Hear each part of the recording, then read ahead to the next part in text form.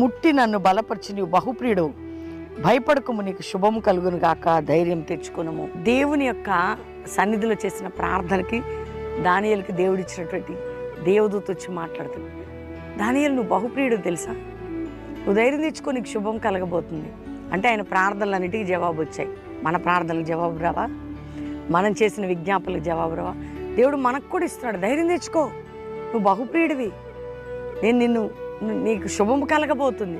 Hello దేవుని పిల్లలారా, దేవుని బిడ్డలారా, ఆత్మీయ బిడ్డలారా, ఎంతమంది ఈ లైవ్లో ఈ వాగ్దానం వింటున్నారు, రోజు లైవ్లో పార్టిసిపేట్ చేస్తున్నారు, ప్రార్థనతో ప్రభుతో గడుపుతున్నారు.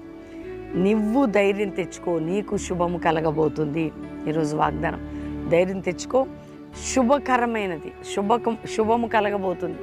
వాగ్దానాన్ని నెమ్మదిగా చదవండి, దేవుని సన్నిధిలో ప్రార్థన చేయండి, ఇంకా దేవుని దగ్గర అవ్వండి, ఇంకా గొప్ప కార్యాలు మీరు చూస్తారు. ప్రార్థన చేసుకుని